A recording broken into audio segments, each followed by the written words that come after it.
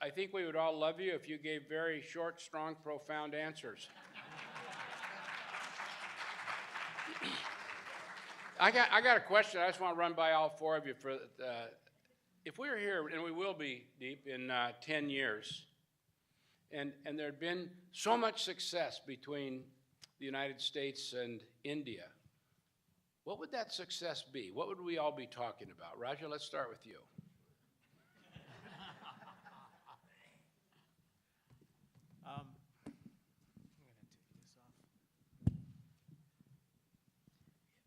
What should we look for? I think that we are first going to grow the samosa caucus. Secondly, I think that bilateral trade between India and the U.S. will grow by leaps and bounds. Right now, we're at about $70 billion, and I could easily see it go up to 500 to 700 billion within the next 10 years, given the immense opportunities between the two countries. Third, I would like to see greater people-to-people exchanges, as you had mentioned. I noticed that the president of the Sister City International is here today, but Omaha does not have a sister city in India. So what do you all think about Omaha having a sister city in India? Come to Thiruvananthapuram. Welcome. Okay. And so that's what I'd like to see. Shashi? Well, I think the first thing, of course, is to make it actually a political no-brainer for every American president and elected representative to support better relations with India, the way that today it's assumed that every American elected official would support what's in the interests of Israel. I think that would what a success would look like to us. On the specifics that Raja mentioned, yeah, I mean, trade, investment, all of those things, but I would specifically want to mention the lifting of restraints and constraints on both sides. There are still restrictions on the transfer of certain kinds of technology from the US to India. If that disappears, that would be an indication of success, whether it's defense technology, whether it's a transfer of green technologies for environmental friendly progress in India, and so on. And from India's side, there should be a greater willingness to open up to American interests, American companies, than there is so far. But basically, both of us can lift our restraints, and both of us can get to a point where it's axiomatic that we have each other's well-being and each other's prosperity as a self-evident interest for ourselves. Then I think we'll have a big success to talk about. Okay. Next. I'll be happiest to see in the next 10 years ending global terror together and India becoming member of the Security Council. Thank you. Good. Charles? Yeah, you know, I think the biggest achievement in the last century in international relations was that the transatlantic world, the place where two world wars started, the young people growing up in France, Germany, England, US, Canada cannot even conceive of their nations at war, that there's no defense planning of any of those countries against each other. And what I would like to see in 10 or 20 or 30 years is an Asia-Pacific region, including India, including the United States, including China, where that is also true. Great. Here's one for Raja. Could you shed some light on immigration based on merit, not on lottery? Please and thank you. Well, it looks like I gotta go. This is a tough question. So in this Congress, obviously immigration has become a very turbulent issue that we're dealing with. Let me just talk about H-1Bs for one moment, because this is a very serious topic. I have two observations on this. One, for the first time in modern American politics, H-1B has become a political issue. And the president actually railed against H-1B on the campaign trail. This is the first time we've seen that a president has done that. As a consequence, H-1B has become, in some circles, a four-letter word. And so we have to deal with the reality that it's now become a politicized issue.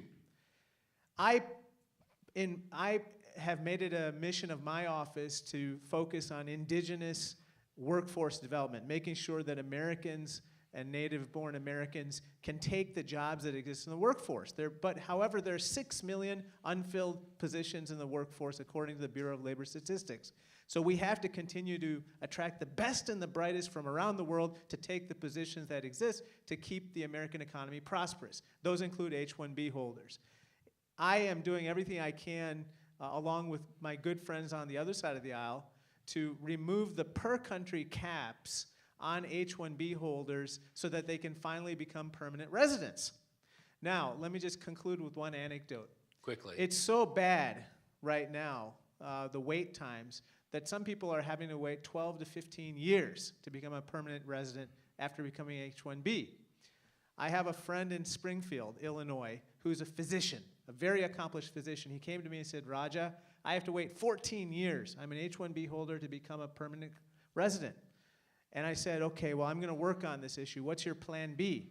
And he said, Raja, I have a 4-year-old son who was born here. In 14 years, he's going to become able to sponsor me for permanent residency. And I said, you better take good care of your plan B. Shashi, this is the most impossible question of the day, and they directed it at you. So it's not me picking on you. I'm used to it, don't worry. Go ahead. Okay. How come in India we're moving farther to the left and farther to the right, and we don't have more of that wonderful middle? And if you nail that one, answer it for the U.S. too. Well, in India, frankly, right and left have become increasingly meaningless terms because the question is, if you mean economic policy, I think by and large both sides can converge on the center, and that pretty much the major economic issues where this government can point to any success have been policies which were initiated by the previous government, such as the Jan Dhan, which we unimaginatively call direct benefits transfer, or FDI and insurance, or the bankruptcy law, or even the GST, which was a Congress initiative that had been obstructed for several years by the very people who are in power today and who obstructed it when they were in opposition yesterday. So in many ways, on economic policy, we are already in the middle. It's unfortunate, however, that the approach appears to be, we'll do it when we're in power and we'll block it when we're in the opposition, which is not the most constructive way forward. The things where we disagree with the government are the things that have failed spectacularly, like the demonetization scheme or the way in which the GST has been implemented. So as I said, right and left are debatable. In fact, within the ruling coalition, Tarun Vijay can speak to this, there are people, for example, the economic philosophy articulated by the RSS and its front organizations, such as the Swadeshi Jagran Manch, are much to the left of where the Congress Party ended up with liberalization in 1991. So that what is left and what is right becomes seriously questionable. Similarly, the BJP is called right because of its cultural nationalism. The main difference is that we consider ourselves to be equally nationalists, except ours is an inclusive nationalism, which accommodates people of all faiths, all backgrounds, all religions, and the BJP has a somewhat more restrictive definition of what they consider to be truly national. So these are things which I don't think easily lend themselves to left-right dichotomies, but there is no question that there is unpleasant partisanship in our political space, which is probably just as bad as you have in your Congress, no question about it, and that as a result, the kind of collegiality that used to be seen across the political divide in India is much more absent today, and that's something, therefore, that makes no Indian entitled to give any advice to the Americans. It used to be when a far left or far right or left and right, at least in Washington, were together, you kind of kid about it. It's not funny anymore. Let me try a yes/no question on you, Shashi. I'll challenge you to make it a yes/no question. Do you think India ideologically is more divided than any time in your life? Yes. There it is. Varun, here's a question. This is not my voice, this is somebody else. In the past, we had colonial imperialism. Now we have another form of imperialism, economic imperialism. What are your thoughts? I don't think so, sir, but I must comment on what Shashi has said. I don't think there is anything left in the left in India. So there is no question. You're not right. There is no question. The question doesn't arise whether India goes to left or right. India is going in the right direction. And secondly, we have two categories of opposition in India. One, who say nothing good about anything good happening in India. And the second category is who see nothing good about anything good happening in India. With that, I think the economic imperialism is a very misnomer. There is nothing that kind of, but certainly we are, like President Trump has used, we are very happy about economic patriotism. And that's what, when we say about Make in India, when we say about transfer of technology, when we have enhanced technological cooperation with Israel, we mean that. We mean that our India must become factory to the world. And that's in the interest of West, and that's in the interest of the United States of America also. Thank you. Charles, where do you see Indian-Chinese relationship? This is again not my voice. It's a member of the audience. With India-Chinese relationship with U.S. in 10 years. When we're here in 10 years, what will you hope to be reporting? You know, if I can take the liberty, I wanted to say just a word about economic imperialism, because I think that the world, some countries experienced the Industrial Revolution earlier and other countries later, and so we have disparities in the world. And one thing that we've seen with the rise of Japan, the rise of China, and now the rise of India, is that those country disparities are lessening. But what is increasing is the internal disparities within countries, and so the imperialism, in a sense, that we need to address is a domestic issue, and I think that's important. I think with respect to China, India, and the US, what's really important is to try to get all of these relationships right. The India-China relationship, as you have said, is not one that is totally negative. It's one that has positives and negatives. The US-China relationship is the same way. And so we have to work on both of those relations. Yeah. Can I just make a comment on China, if you allow me? Please. I think I endorse what he has said, and I see a growing togetherness between India, China, and USA. I don't see that this is impossible. I must tell you, just recently in June, mid-June, 21st of June, in one Chinese city,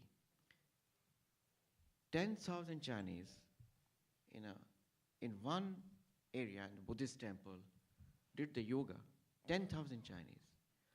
The people-to-people contact with China is increasing manifold. Unimaginably, we don't understand the potential of that. Indian companies are working very well in China, and Chinese companies in India. So in spite of a little hiccups, we do have hiccups with many other countries also, including US.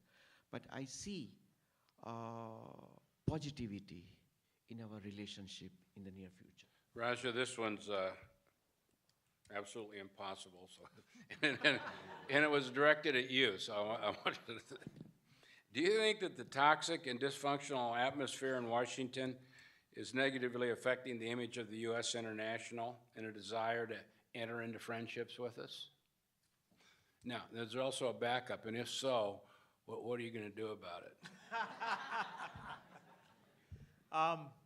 Yeah, I think so. So let me give you a little fun fact. So I was sworn in on January 3rd, and that very day I signed up to be in the congressional gym.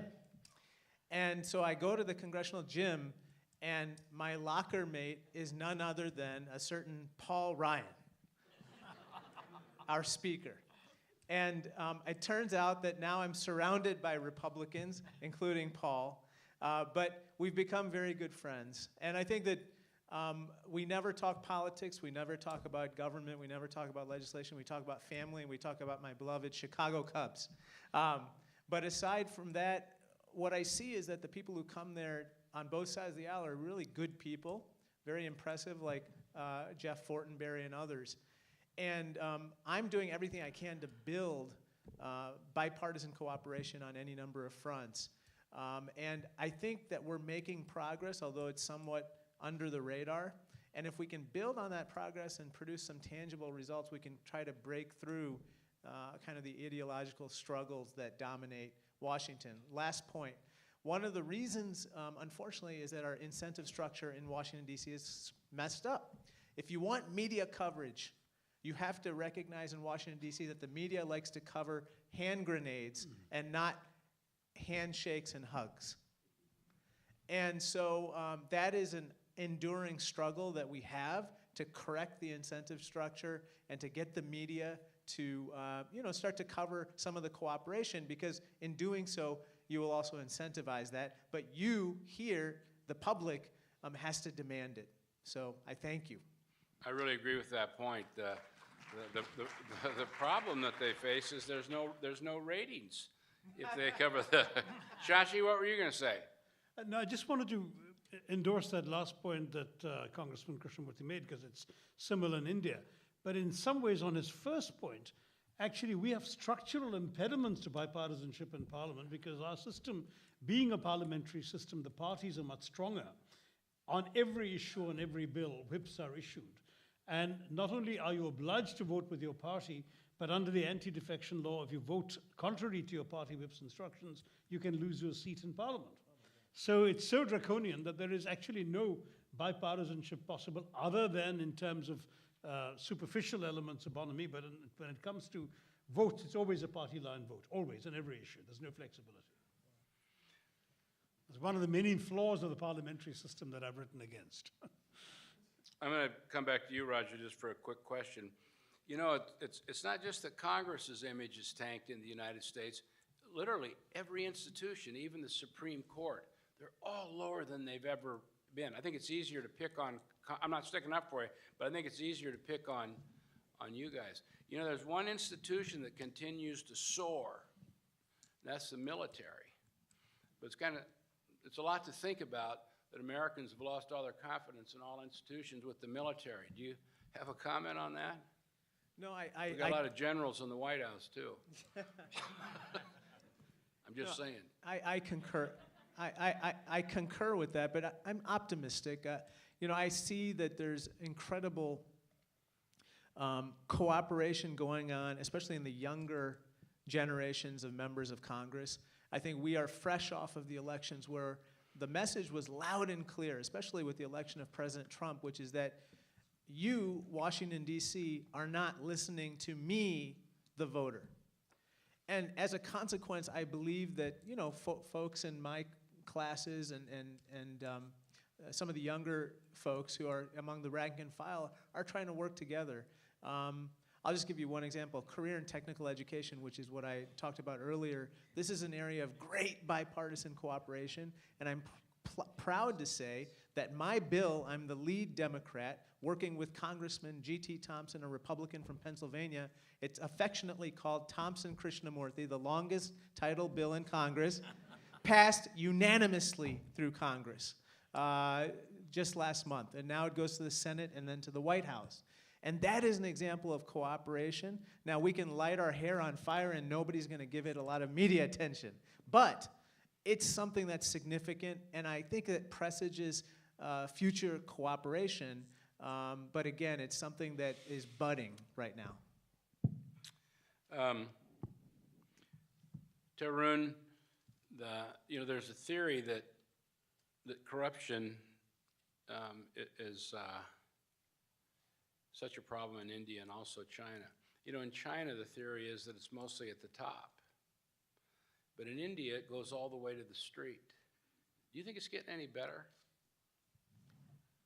We are doing better, certainly. There was a day in India when every morning India woke up to a new scandal and a new scam, every morning. It's called the free press there. And now,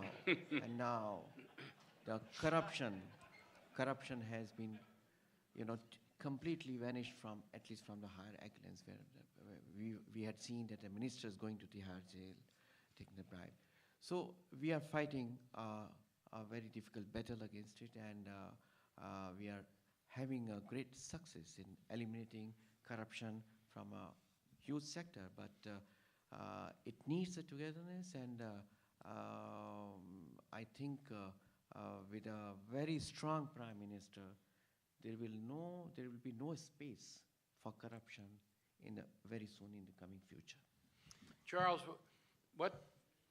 Can I just chip in very briefly? Please. Not to make a political point, because there's been enough back and forth politically on this issue, but just to say that while everyone focuses on the big headline, big ticket corruption scandals and so on, the real corruption that really hurts Indians is the elderly widow who can't get her pension check cleared without bribing a clerk, or the person, an ordinary person in a village whose father passes away and can't get a death certificate without bribing a municipal official, or the pregnant working class woman who's entitled to a bed in a government hospital but has to deliver on the floor unless she's got the money to bribe an orderly. All of this sort of stuff that really hurts the ordinary person in the country has not sadly gone down. If anything, has become intensified over the years, and it's something that we as a society, forget the politics, as a society need to overcome. Charles, The trash of 70 years will take a little time to clear up. you know, there's all of us ran to China. This is a long time ago, 25 years ago or something. But so Americans had to get to China because, China was a great opportunity. And then the narrative changed. Remember that the magazine started showing up and it said, no, the one that's going to really boom is India. And the narrative moved back to China. They're going, no, India doesn't have their act together. Let's go back to China. And now it's starting to say, well, maybe India, there's a lot we could do there. Have you ever wondered, speaking of the media, that the media is supposed to cover Congress, supposed to cover Washington, supposed to cover business. You start to wonder if maybe it's us that follows them. That seems like a problem. But what's your hunch, Charles, on, what drives that back and forth? Why'd we switch off of China to India and then India back to China? To some extent. And China's winning. To some extent, it's kind of unrealistic expectations. I mean, initially, of course, we were all enthusiastic about Japan. And over time, Japan's economy matured and Japan's growth rate went down. And so China was the next great wave. And China's economy is maturing now. And so India and Southeast Asia, which often people overlook, are, again, areas of fascination and opportunity, we feel. But with India, there is still a good lot of regulations and difficulties for American businesses to do business. We'll talk about this in the afternoon. And so I think there's been a tendency for businesses to get excited and then hit the reality of doing business in India and then thinking about other areas again. But China's also become a very difficult country to do business in. You guys, I'm gonna keep us on time here because we're just gonna do one lightning round right now, and this is from me. But if I was an Indian, what I'd really be concerned about, it's not as much about migration and immigration and masses and all that. It's where the stars go. Just 1, 2, 3. I mean, it's amazing how they change. The facts about 40% of the companies out in Silicon Valley. In one way, San Francisco and Silicon Valley sort of saved America. Hell, it was Indians that saved us. My company, we go to India because we can sort through and find IT people, and we're just sorting through the stars. So then we moved 100 people here to Omaha. They love it here. They're never going back. We try to do all the things we can with senators and that to we keep them here. But do you ever get concerned that there's a star search going on in India and the United States, probably more than anybody else, and Britain, but we're pulling the stars out? What do you let's do a quick lightning round, then we'll adjourn. Well, I think that some people view India as a supernova. There's any number of stars, innumerable stars that emerge. But the interesting thing is that these stars have feet in both countries now. They have 1 foot in India, 1 foot in America. Just as some people talk about make in India, they're also concerned about making in Illinois and making in Nebraska. And so I think that these are the folks, they are the bridge. They are the ones who are going to come up with the win-win to transform the relationship and take it to the next level. Shashi? No, I think Raja is right, that in fact the stars are now in both camps. In other words, we used to worry at one point about the so-called brain drain. But increasingly we're seeing this as a brain gain, because the folks who went out and made their millions in Silicon Valley, in many cases, are coming back and investing in India, either in terms of starting businesses or investing in other people's businesses in India, or in some cases, at the very least, just giving aid to their own alma maters from which they emerged, and enabling them to be able to produce the next generation of stars. So I think we're seeing that the stars who have left are actually still engaged back home. And indeed, many of today's young stars don't feel the need to migrate here at all, because increasingly you can work out of India in a globalized economy and Great still point. reach the same client base and make the same kind of money as if you were sitting in California, except that back home in India you can have domestic help and you can be surrounded by grandparents and the good Indian food doesn't have to come through special delivery. Tarun, what's your final comment? What do you say about, is there a star? I think the young Problem. stars are changing and transforming the scenario completely, and we hope that they make the dream of an average Indian and average American realized. I will sum up only in just 2 words. Young stars will make it happen. Jai Hind and Jai America. It has to be a win-win situation for both the countries, and I have full trust in them. Charles, the final comments are yours. Well, I just agree with what has been said by everyone here, but I'm impressed at how there are stars that come to the United States and are supernovas in our country, and then there are stars that are backroom office stars in India, and our companies will go to India and they learn from India what our HR policies are and everything else, you know. So I think it just shows in this 21st century, we have an interdependence that is, in fact, a win-win, as a congressman said. You guys, those are great comments. We're adjourned. Thank you. Thanks very much. Thank you.